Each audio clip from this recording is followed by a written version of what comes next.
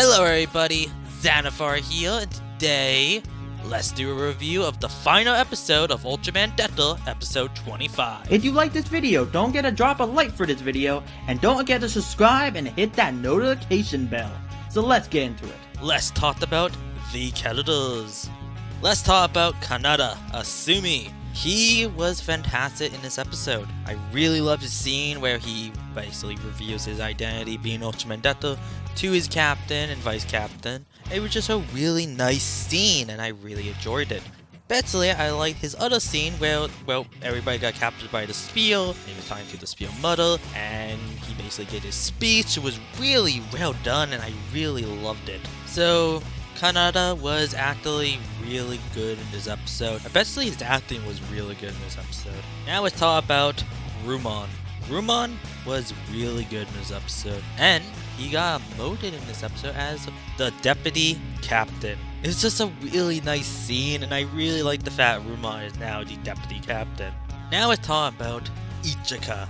Ichika has a really nice scene with the Asumi and it's about Asumi's plan and everything, and finding out about Asumi being Ultraman Decker. She realized he was on his own, fighting on his own, and it really upset her.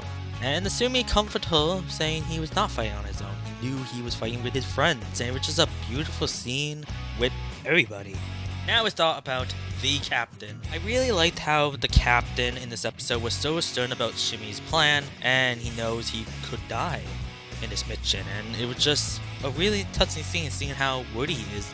And I really like his speech at the end where he talks about Sumi, Ruman, and Ichika and all the things they're great at and how they are geniuses in their own way, and it was just a really nice scene.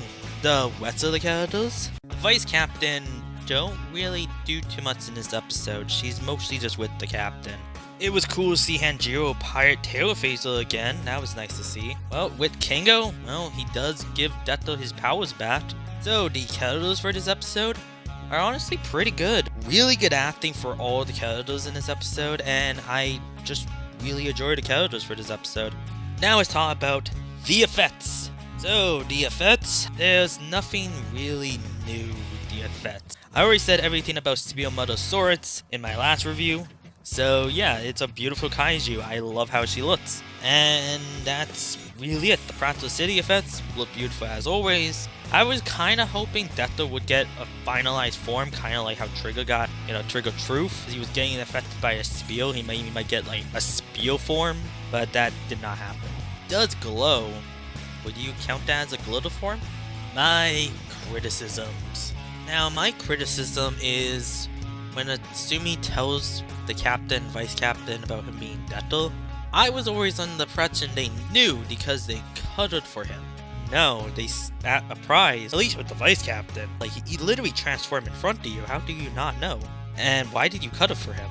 And with the captain, I'm just kind of confused by him because he says like he always knew Asumi was a hard worker and would work alone.